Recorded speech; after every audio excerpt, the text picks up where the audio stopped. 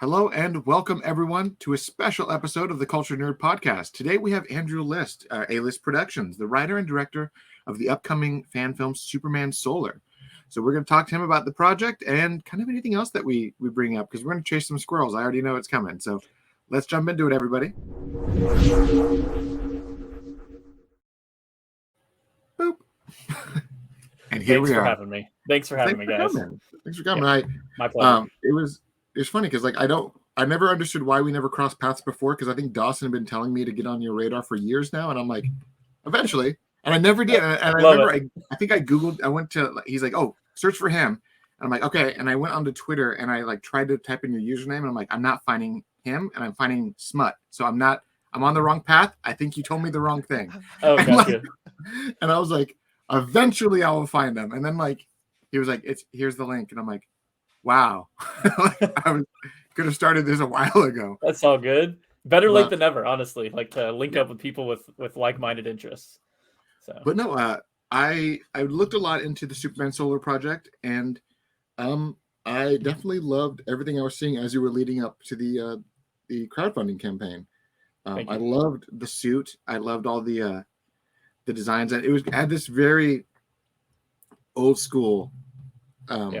What is the? There's a specific artist that did that style of Superman. Max Fleischer.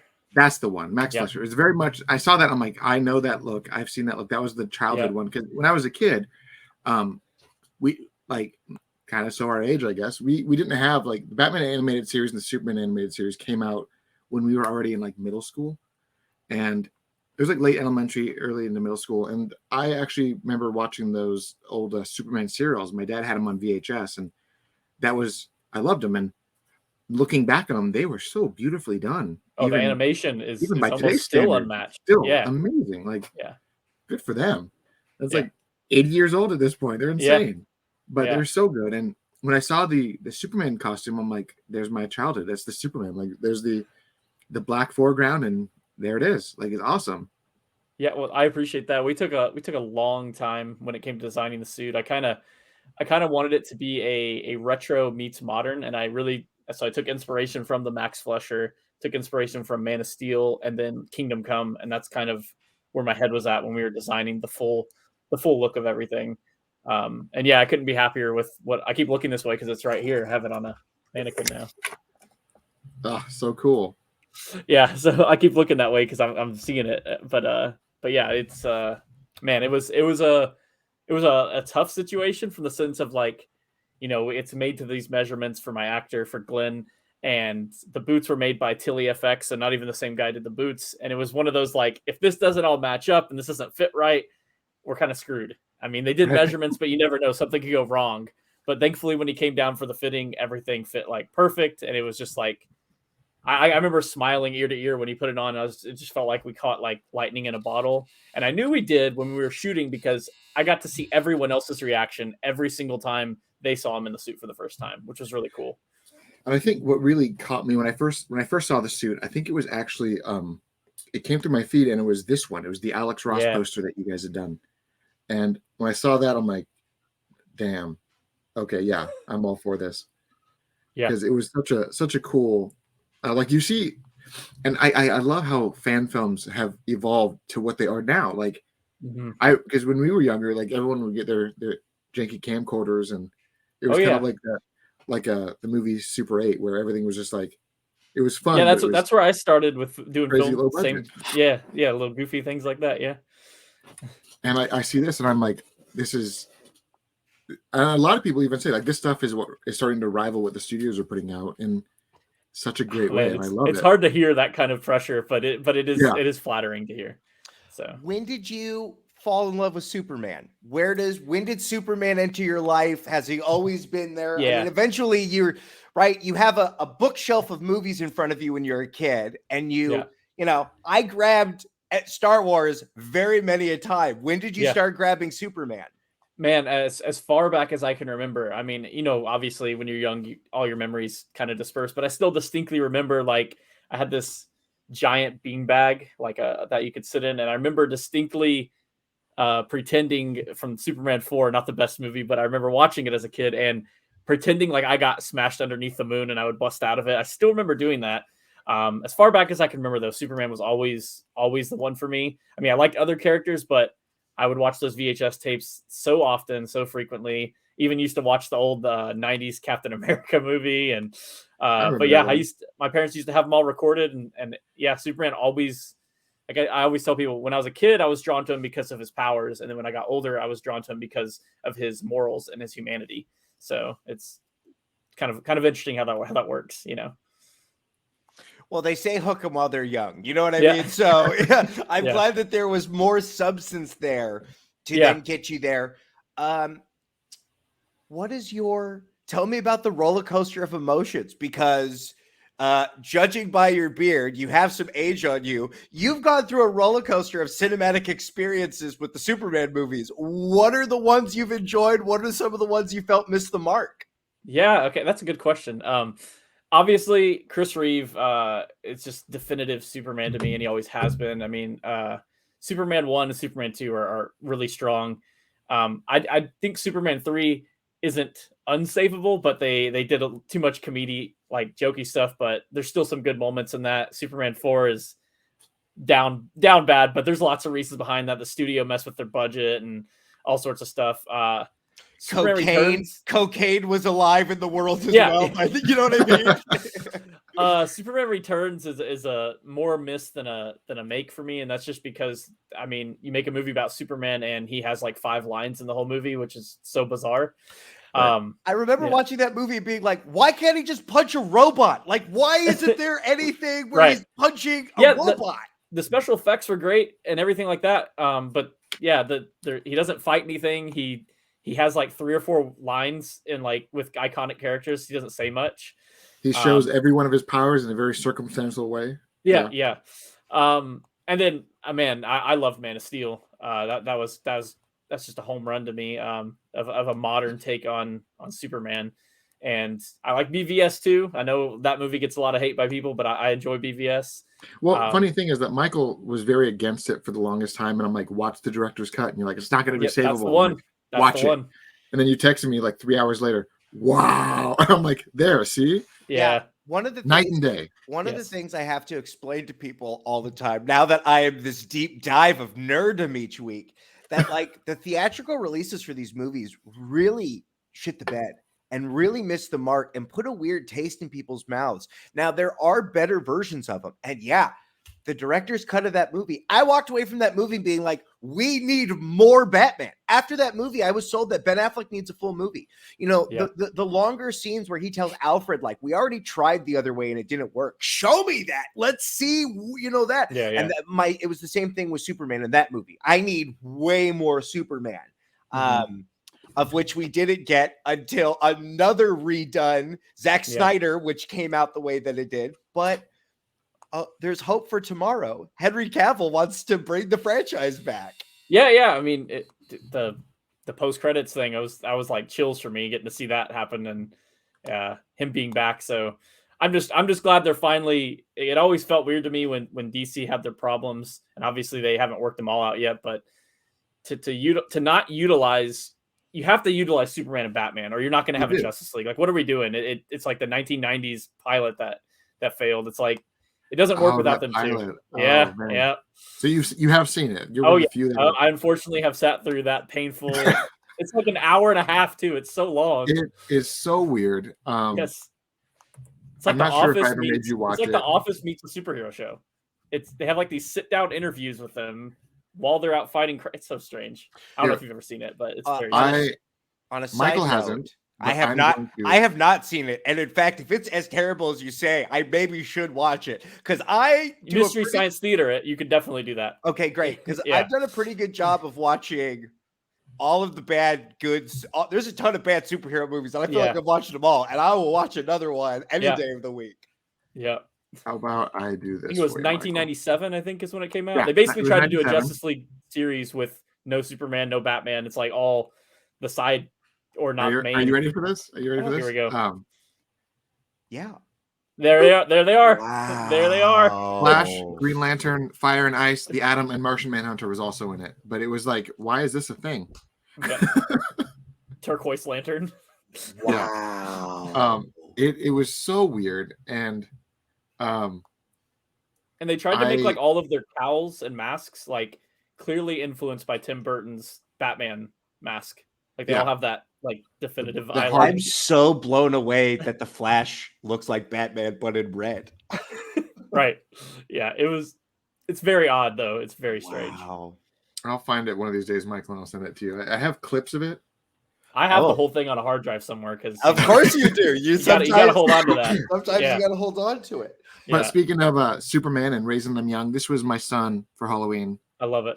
That's awesome. Drop the light down because apparently I can have it like almost so where I can't see it, but the camera picks it up beautifully, which is super weird. Love it. But he was running around like a little monster, and my oldest was dressed up as Darth Vader, and the youngest was Superman. So hey, that's all good. I mean, speaking back to when I was, because that reminded me when I was a kid, I remember there was preschool pictures. Another thing I remember from my childhood, and I begged my parents to let me wear my Superman outfit underneath my like nice shirt and stuff for the preschool pictures, and they let me. And like the actual picture we have, like you can see the Superman like pajamas through the thing, but like it was for me, it was getting to be Clark Kent and Superman. And we're now past Halloween, but I want to let everyone know that's the easiest costume I've ever heard of. All you have to do is wear a Superman S and then wear a nice outfit and then just go like this at the party. And everyone's like, oh, okay, cool. You can always like add just a little bit more to it and put like a red sheet underneath it and have it hang out the back of your shirt. No, I have the whole PJs on underneath the full suit underneath. I remember that. Like I think it was kindergarten. I got like I think it was the Batman '89 costume. Like I had like the hard chest plate and the half mask, and I was walking around like this with the cape. And love it. Oh no, it was actually Batman Returns. I'm thinking of like when I was actually that was Batman Returns' his costume. So it wasn't like the armored. It was different. But no, Michael knows Batman has been my hero ever since I was a kid. But gotcha. I always felt Superman Returns was a solid epilogue, but not its own. It failed as its own thing. Yeah, so, my biggest flaw with it, beyond the things we already talked about, is like so Superman has a 5-year-old kid that he supposedly didn't know was his kid, and he's been gone for 5 years. Meaning he saw Lois about to pop.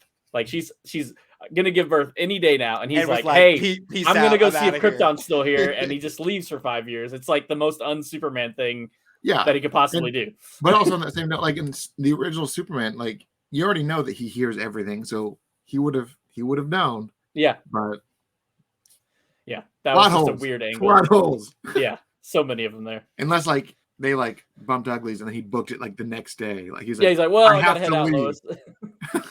Yeah.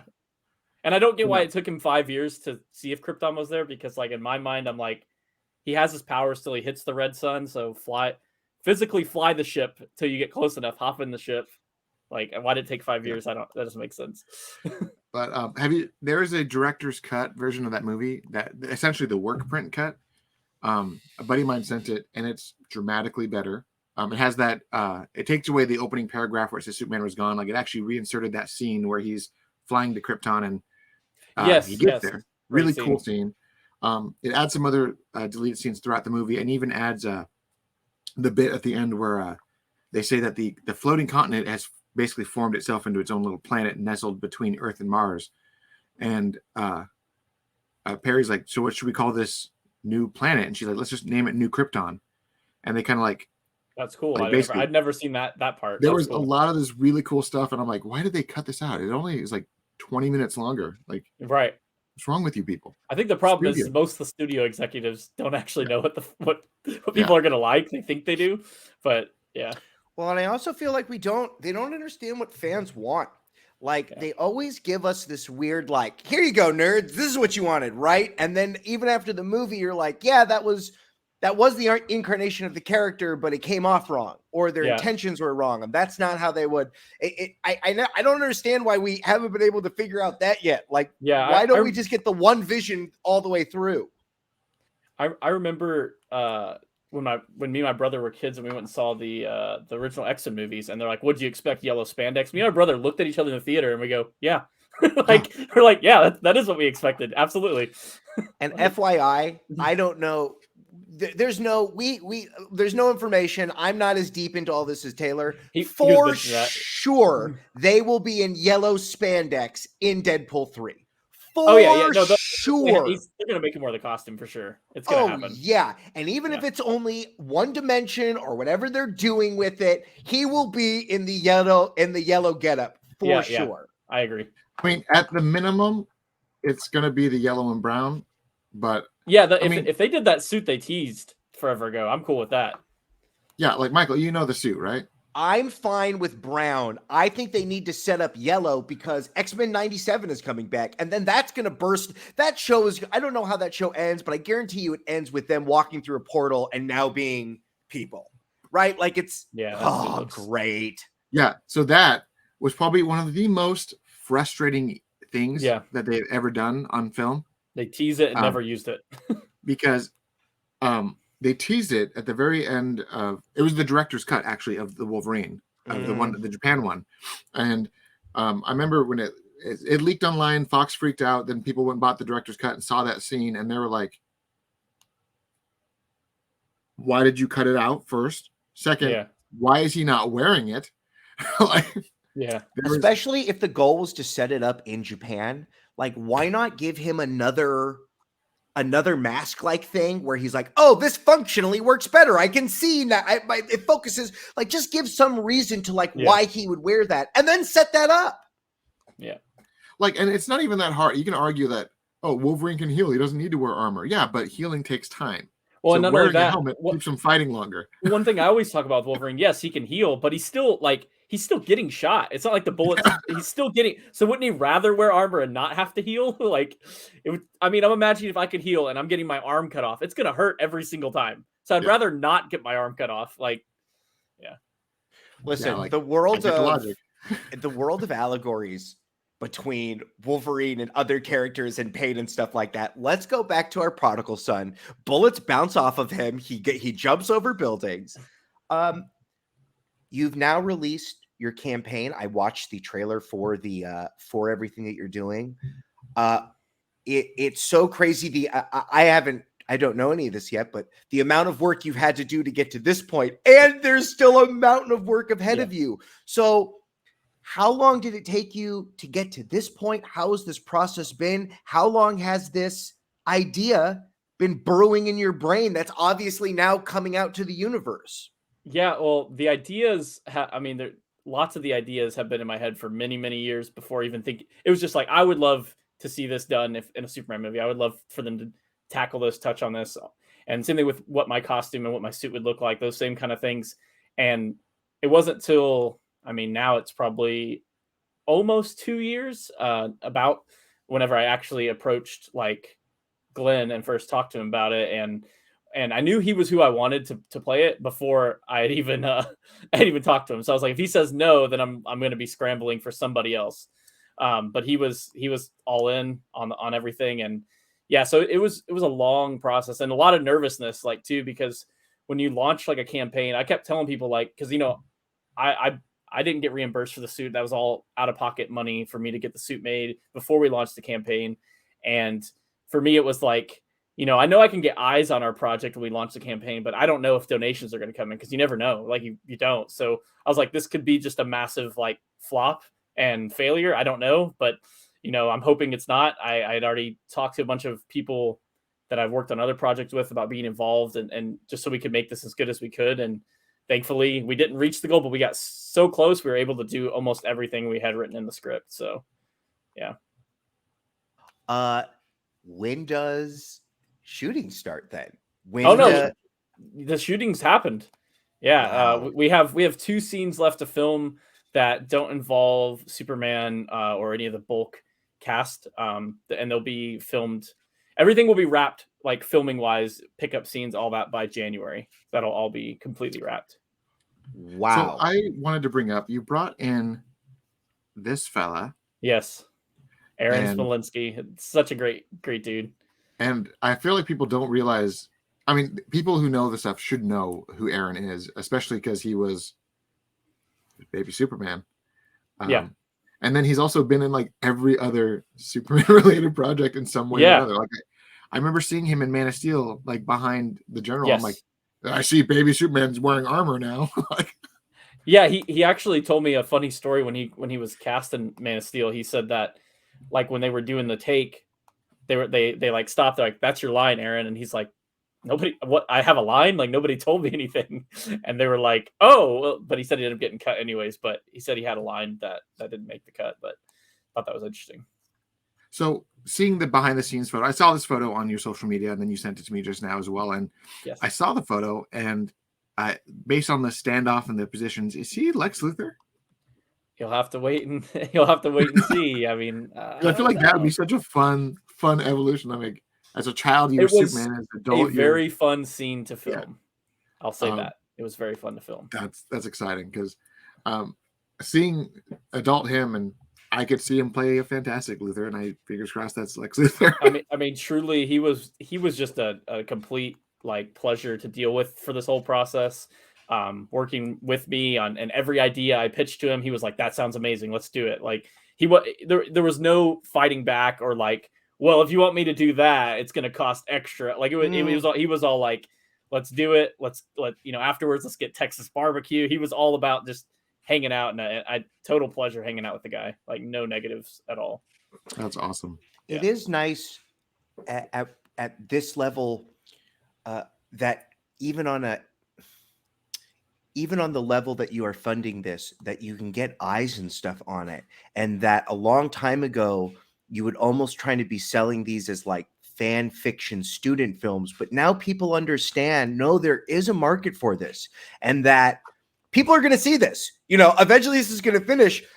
Does it go to cons first? Do you, how do we get to see this when it is finished? When it's finished, it'll be put on my YouTube channel for free. Everyone can enjoy it that way.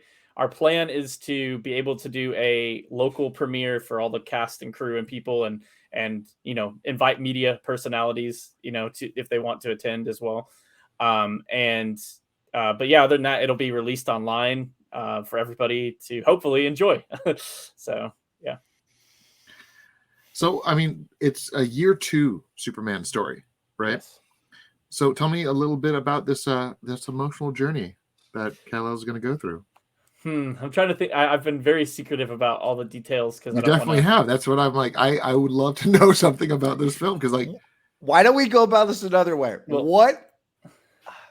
what are the archetypes of Superman that stand out to you? Where do you feel like where they haven't done a good job in films? Yeah. Okay. That's a good way to put it. Where I can touch on a little bit. I think that they've really struggled with showing Superman's humanity in film. I'm not saying where he doesn't show compassion. They've done that, but I mean where he's been put in situations where it's his moral compass that leads the correct path, opposed to, oh, I can punch this rocket into space, or I can, throw this villain here. And I think that that's something that they've done it in the comics very well and many times in the comics, but they've never really touched on it in live action too much. So that's the overarching thing, is putting Superman in a situation where none of his powers can actually resolve the situation.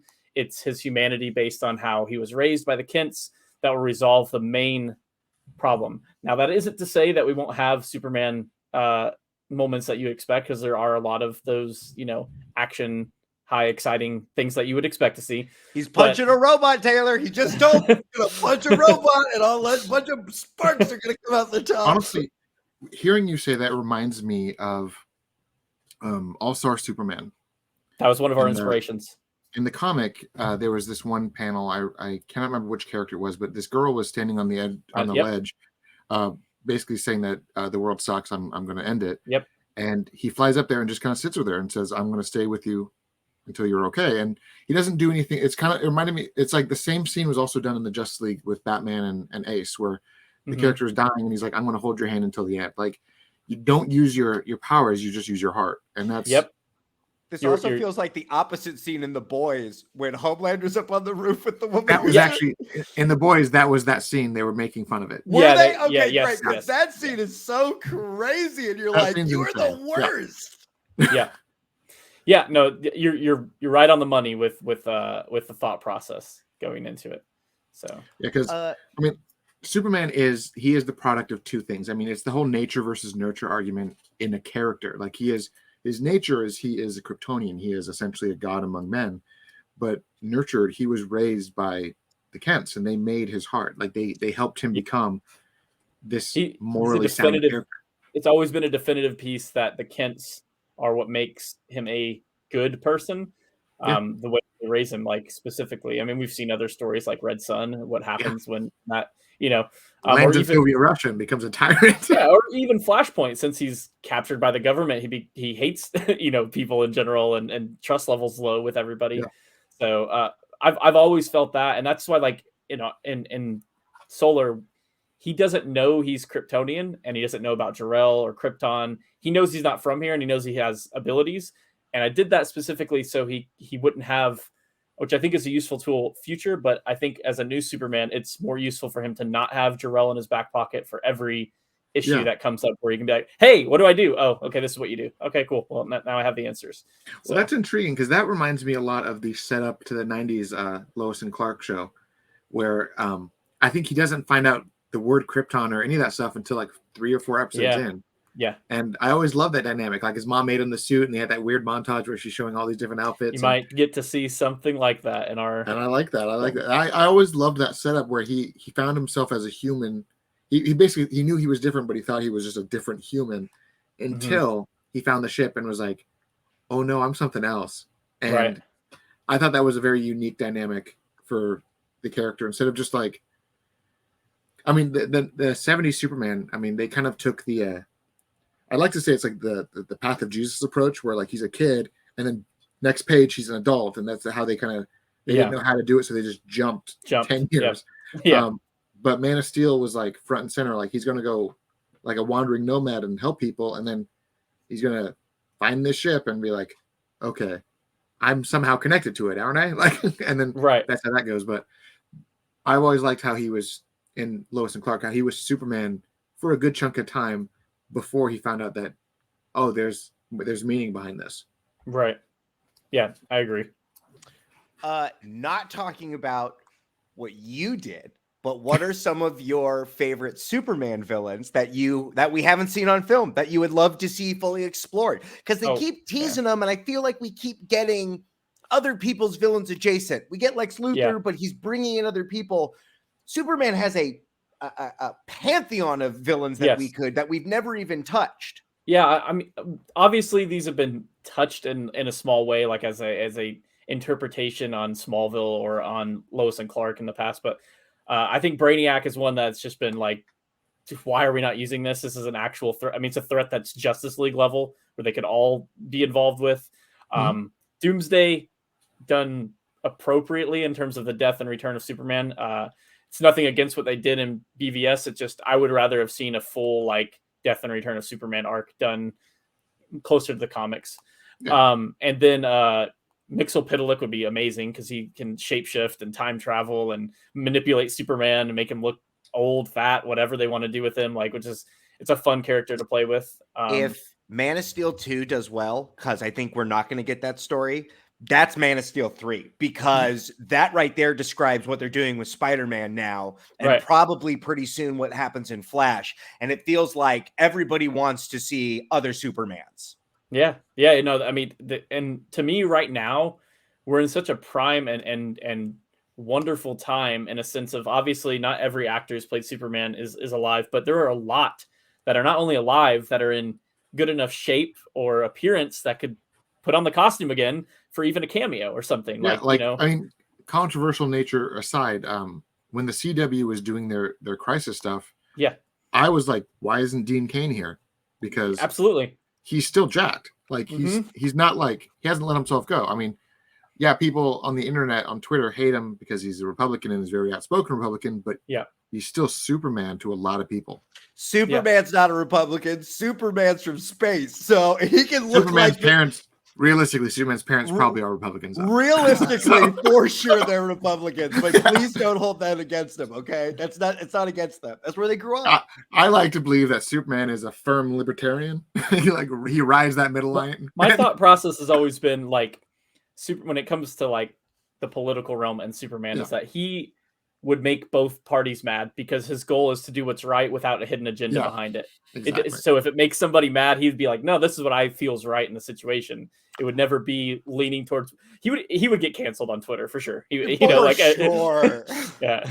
But every superhero would, because they would be making choices in situations that, but back on the actual topic is I think we're in a multiverse Superman situation. Absolutely. We got Brandon, Dean, Tyler, Tom Welling, like they're all good enough where they could still do all these things. So when we talked to Tom and Michael about jealous by the way, but it was it was the happiest. It was the happiest I've ever seen Taylor. He was excited. He was. It was funny because I texted Michael. So they Michael Rosenbaum followed me on Instagram, and I'm like, that's not him. Right. And like, I'm like, I'm being catfished, whatever. This isn't him. Yeah. And then like he messaged me, I'm like, oh no, it is him. Oh no.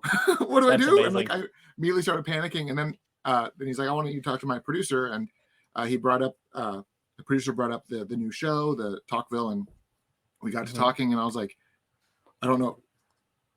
It was such a surreal thing. But back to the reason I brought it up was Tom was so against wearing the tights throughout the entire run of Smallville. And now if you ask him, he's like, let's do it. Let's put them on. And I'm like, yes, let's do it. That alone would I mean, if he did it and in a theater, in a movie, like I'm just imagining trailer level, a multiverse Superman movie. We know what we're getting, whatever they teased at the end of the previous film. And you drop a trailer that shows Tom Welling in the suit somewhere in there, you break the internet. I mean, you break the internet. You can even not even have them fight. You could have Superman go through a portal, and each portal we see another Superman. Yeah. And we just see a scene of Smallville where he's like, what was that? And he's like, don't look at that. Look at me. What are we going to do about this relationship? I mean, even Nicolas Cage, I would be okay with the put him in the suit. I'm going to let you. I also think that Nicolas Cage is the rogue Superman that we never got that absolutely could appear in one of these. Why not? If Tim Burton does this Batman 3, it's supposedly whatever this like next, you got to have Nicolas Cage show up and be like, Batman, what are you doing? It's been a long time, Bruce. It's been a long time, Bruce.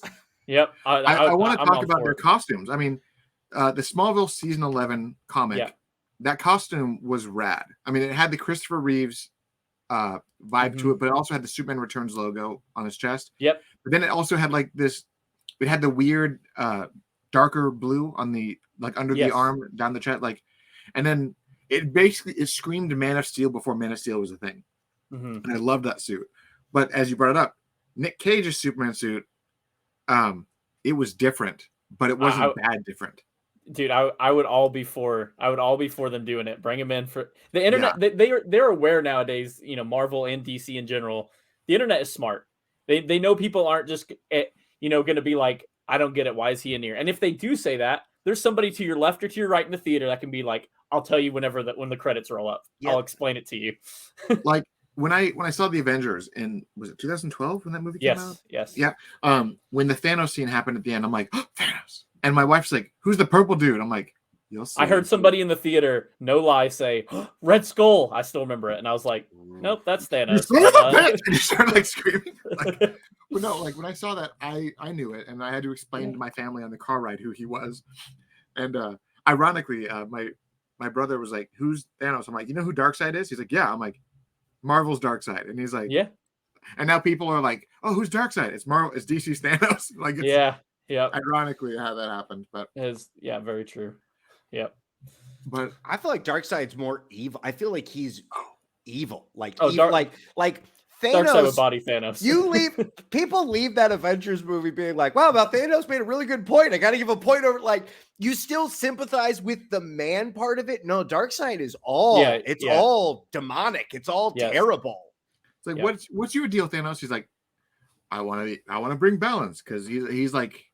And Darkseid's like, I want to rule everything. Darkseid's like, I want everyone to be under my boot, and if you're not, you're gonna just be, you're gonna feed my garden. Yeah. I'm like, no.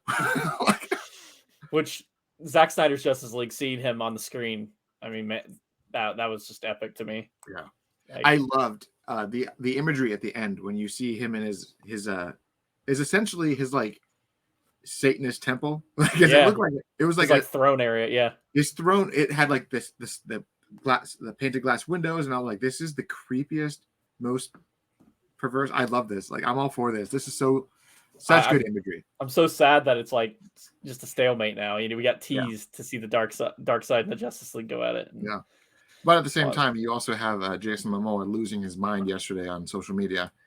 That stuff's coming. Yeah, something is happening. I mean, Jason, what happened? Okay, so yesterday he went on and said, "I can't say anything. I hate that they're doing this to me. I can't say anything." And he's like, "But the best news has just happened. I'm so excited." Only like you just swearing excitement, just everything. And he's like, "You know who you are. Can't wait, Maestro." Click. And the only person he's ever referred to as this Maestro was Zack Snyder. And Ezra Miller has referred to Zack as Maestro as well. During a DC fandom one year, he called him the Maestro, Zack Snyder. But then at the same time, he also said the Maestro of the Flash movie is Andy Muschietti. So people are now arguing if Jason is referring to either Andy or Zack. And I think, given James Gunn's comments over the weekend about acknowledging the fans, acknowledging the Ayer cut stuff, and kind of saying we're going to move forward in a new direction, pissed off a lot of people. A lot of people thought that was a very it's like he listened to us, but he said no. Like a lot of people were really mad. But now Jason is like losing his mind in excitement. What if that's it? What if he's bringing Zack back in a producer capacity? I think it's likely that would happen just because James and Zack are friends. I mean, they've been friends for the Dead together like 20 years. Yeah. But also, I'm not someone in the sense of if they never bring him back, I hate DC forever. And there are people who have that outlook that it's like, if he doesn't come back, I'm never watching DC ever again. But his excitement, it's something big. It's something huge. They got the whole Justice League cast back to do a sequel. Zack's going to do, it's something big. He wouldn't be doing that if they're like, oh, we're doing Aquaman 3 also. I don't think his reaction would be that. One of the things you touched upon was, you said, Brainiac would have to be, it's a Justice League level villain. Mm-hmm. Great. Have Brainiac attack Superman and Man of Steel 2 and leave him in a situation where the rest of the team has to come. That's a great, get the band back together. Kind of like a Ghostbusters Afterlife thing. Like, oh, we're losing. Here we are. And have something like that. I know not everyone loves all the stuff that came after Snyder's, and there's some of it I don't like at all, and some of it I do like. But I really want to see Billy Batson with the Justice League. I want to see that so badly because the dynamic will be so entertaining to watch. Yeah. So I always love in the comics or even in the Young Justice show when they find out that Billy Batson is actually a kid and they're like, you're not old enough to be on the team. Yeah. It's like, why not? I'm an adult. They're like, no, you're really not, dude. Yeah. I love it. But I am excited for whatever's coming forward. I just want more DC. I'm not one of those ride or dies with one director or one thing. I love the vision that Zack gave. I want to see more of it. I would prefer to see more of it. If I got the choice of picking that or doing something else, I would go that. But pragmatically, you can't live your whole life that way. So, but on the same note, we had rumors that Joe Manganiello is returning as Deathstroke, and the last time he was teasing Deathstroke, he was teasing the Legion of Doom. So I think that might be a thing. So that would be awesome. That's just my thoughts. I bet that at the end of the first act of the next Suicide Squad, Aquaman beats everybody up and sends them limping away. I think we're going to start getting that type of stuff now that we have this unification of everything and that they're going to build towards. I think we're going to see those walls of nope, can't have that person in this movie. I think everyone's going to show up in everything now, and it's going to make these movies feel so much more fun. Especially when The Rock recently did that interview. I think it was with Comic Book Movie, maybe I'm wrong, comicbook.com. But he basically said they asked about Henry coming back, and they were saying he's to thank, but he basically says in a much more professional way that all the stuff that wasn't able to happen was the old guys that don't exist anymore, that are fired, that don't work here anymore. So he said it in a nicer way, but it's basically saying all the stuff you guys wanted to happen got shot down by them every time. And now we got new management and things are getting more yeses than nos, which is great. I love the story of how the old management kept saying no, kept saying no. Superman coming back. He's like, fine, we'll do another headless cameo. They filmed the headless cameo and he's like, I don't like it. let me do it for reals. And again, Walter Hamada's like, no, you're not doing it. And he's like, I'm going to go to your boss now. I'm going to go around you. And he did. And then he said, yeah. And he's like, Superman's here. Well, and one of the things that Discovery said when they bought Warner Brothers is, how come you scared all this talent away? And when Henry Cavill is willing to walk away from Netflix for, he'll finish those contracts and hopefully has still a good relationship. But when he's ready to go back over, I mean, that's a big deal because they are going to, he is the tentpole guy that they're going to now build a ton of stuff around. They definitely put something in his contract that was like, check. And he was like, yep, that's all the things I want checked. Let's do it. Check, a big check is what they call it. Yeah, big check too. Yeah. But I mean, it's exciting to see, and I really like. A lot of people are like, oh, hope and optimism is not the whole thing, but even Zach said that his whole plan for Superman was to eventually become like the iconic Christopher Reeve Superman. Like that was always the plan. So you have to see the rise of that story, and I love everything you're saying about Superman Solar because it makes me think that you're taking that kind of journey, but in a different approach. Like you're not going he has to delve into the crap first and then rise up as a hero. He's trying to find himself and he's looking back on his life. And I think that's a fantastic approach. I have a question for you. Yes. You have actualized Superman in your universe. Have you thought about what Batman looks like? I've thought about what Batman looks like. I have. What would be your inspirations for the Batman costume? Well, that's a conversation that can maybe be had depending on how good, this does. But I'm a big fan. I mean, we heard it here first. I mean, World's Superman Solar 2 is world's finest. That's God. Here we go. Batman and Superman versus Metallo. I'm calling it now. Oh my God. Now the internet's gonna come after me with that. But no, really though, that's what I want in a sequel. Like I want them to fight Metallo. Metallo. No, I've thought about it because it's actually funny when we were crowdfunding, I got so many messages and comments, and it's absurd because it's called Superman Solar, and it would be like, is Batman in this? Is the Flash in this? Is Wonder Woman in this? And I'm like, it's not Dawn of the Justice League, like it's a Superman movie, and I tell people the movie is going to be filled with fun Easter eggs for diehard fans, for casual fans that they'll be able to see in there. But it's not like, you're going to see Batman show up in the movie. Like I don't want people to have false hope of something happening that's not going to happen. But there's Easter eggs and nods to DC universe things throughout the film. So nice. But I have made thoughts of what other characters would look like or what their stories would be. But that's all I've really done with that. In our cinematic, not Zack Snyder world anymore, but maybe the Maestro's coming back. Who knows? What heroes would you like to see brought into the Henry Cavill kind of world? It's such a crazy shame to me that Green Lantern isn't here, and there's no conversation about it. I don't understand. He is the missing Beetle. He's the guy that's not there yet. It's so strange how much they've kept Green Lantern in like a box for all these years, like for everything. Even when Crisis tried to do something, they're like, you can open a box and have a green light shine on his face. It's like, why can't you use it? Oh, we're doing something with that. We're doing something with that. Even Snyder getting told that Wayne T. Carr couldn't be Green Lantern after they filmed the scenes for him and stuff. It's a huge missed opportunity. It's insane.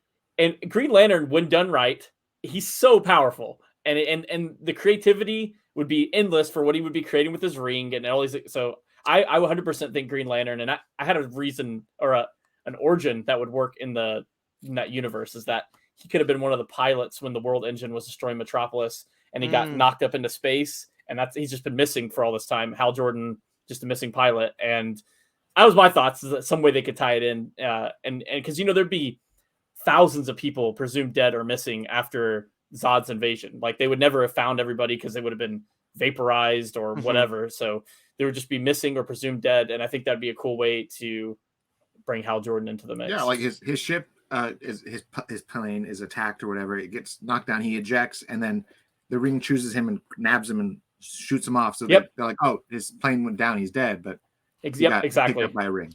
Yeah. My idea, and I don't know how this works, but in the next Shazam movie, have Magic Green Lantern show up and do something. And he's Alan like, Scott. can I ever call on you again? He's like, no, I'm Magic. I'm out of here. But you'll see.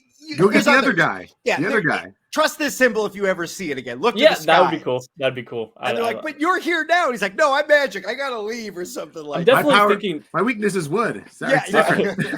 Are we thinking that, like, you know, now with all the yeses more than nos, like, do you think Black Adam, like Dwayne Johnson, like filmed anything extra to add into Shazam, like, at all? I just don't know. I think there's a possibility. Well, I mean, I know who the big celebrity cameo is for the new Shazam movie. And I'm hoping that they do add some Dwayne in there too, because it would just be fun to kind of, because I think when I saw Black Adam, there was a lot of people when he said Shazam for the first time, a lot of people were like, wait, that's this movie? And I'm like, yeah. I mean, they showed the wizard in it. The wizard's in it. Yeah. You know, same actor. People didn't click that Shazam and Black Adam were as connected as they were. So I would think it'd be fun to connect them a little bit more. Yeah, I hope they do something like that. Just because, I mean, even you can still, I mean, they can still tease Black Adam in this big like showdown confrontation kind of thing. But I mean, he's a Shazam villain at the end of the day. Yeah. Before James Gunn took over, I would have said the answer is no. As of now, I don't know.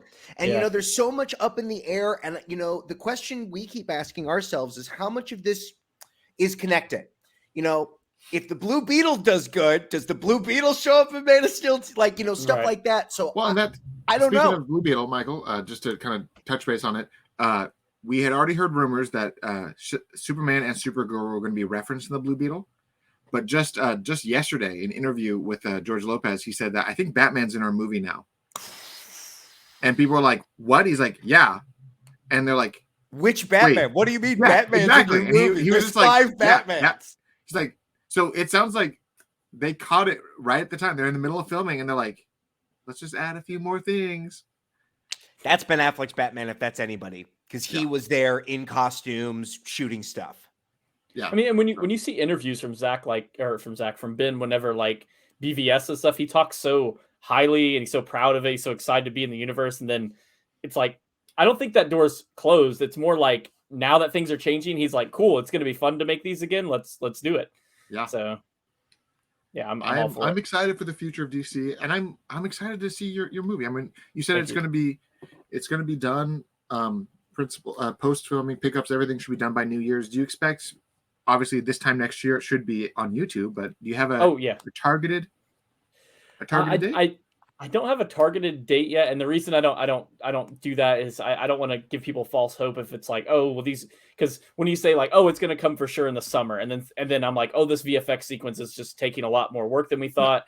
And then people are like, oh, so you lied. It's now, and then people get like so offended, like it was an intentional, like, mess up. He also has a family. He also has bills to pay. It's not like he works on, it's not like anyone's paying him to do this, except the wonderful funds that people gave to finish this, which is, I'm so happy that this is all coming. Great. So you are working on it. It's gonna go in the computer soon. I mean, I've already started cutting scenes together. The biggest, like, if there were no VFX in this, I could have this out relatively quick and like under a month, but there's VFX in it, so a lot of those things take a lot of time because Superman flying and using his powers and things like that. But I'm hoping that we can have a trailer released early next year that I can maybe have a window or pinpointed date at that point. But it really comes down to how fast the whole team is able to put out VFX without compromising quality, because that's what I've told them too. It's like, I don't want anyone to be like, oh, let's just get it done and get it out there. And it's like, no, well, there's no reason to have that thought process. Let's make it as good as we can.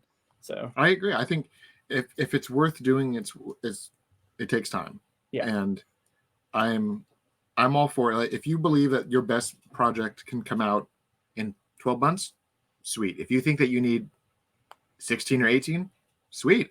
Whatever it takes to give the product that you are satisfied with, that should be enough for people. Yeah, I definitely think it'll be next year for release. I'm fairly confident in that, and I'm hoping optimistically that before fall starts we could get it out. But again, I don't know. I don't want to say that's for sure when it'll come out or anything like that. Maybe sooner, maybe later. I don't know. So Do you have enough scenes with no VFX that we could maybe get a no VFX trailer? I could do that, but I'm not going to do that. Okay. My thought process is, when I drop this trailer, I want it to show everything that we're going to be bringing to the table. I want people to say, "Oh, this is the quality of the scenes, the audio, the VFX." Like, because our big slogan with this is "You'll believe again." Like, because they say, in 1978, you'll believe a man can fly, and our thing is you'll believe again. So, like, it needs to be convincing enough in those areas, and that's also the first time that everyone will get to hear our universe's Superman theme. It'll be used in the trailer for the trailer music. So, yeah. Well, I am definitely excited. I cannot wait. I was one of the backers of this project, so I'm eagerly excited about this whole thing. But for everyone, Superman Solar should be coming out ideally next year. Yes. And stay tuned, because I can't wait, and I hope everyone can equally share that excitement. So, was this experience about Taylor's about to wrap up? Was this experience has this experience in your life been positive enough that you would want to embark on this again? That the lessons that you learned in this, you would maybe want to go and do this again? I was telling Taylor before the show started that out of all the projects I worked on, this one went the smoothest. Like, as a whole, while I was shooting, everything was very good. There wasn't a whole lot of like hiccups or negative things that happened. Everything kind of came together well. And the thing is, like, I'm not shutting out that nothing would ever be done again, but also I want people to understand is like, these are a big undertaking when you do these. It's not just you launch a campaign and you say, well, it'll get funded. Like, I sent out emails and messages and posted and shared it, hundreds and hundreds of times. I got the suit made ahead of time and all these things. It takes a lot of time away from your family, a lot of your own personal money. And so it is very draining. So I think it really comes down to how well this is received, not just by viewership, but it has to, if we did a sequel or anything like that, it would have to be monetarily the same or bigger money raised to go forward. Because you don't want to go, oh, it'll be less quality than this one. Can't wait, guys. Right. So that's kind of where my head's at. I'm not against it, but we'll have to see. We will have information here, but where can people go to find out, follow you? How can they get updates on this and this whole process? Probably the best place to get updates right now is just my Instagram page, which is instagram.com/AListLK, and or my YouTube page, AListProductions. And then also the Indiegogo page. I'm still putting updates on there. It's Indiegogo. You can just search Superman Solar on there and you'll find it. I don't remember the exact URL because they come up with their own thing for that. So, all right. Well, thank you for joining us today. And as me. we get more stuff, I'm going to have you on more. We're going to get you anytime. You put that trailer out. We'll bring you on, and we'll here's the trailer, everyone. Let's talk about that trailer with the guy. I'm 100% there. You let me know. I'm down for it. Wonderful. Thank you so much. Thank you, guys.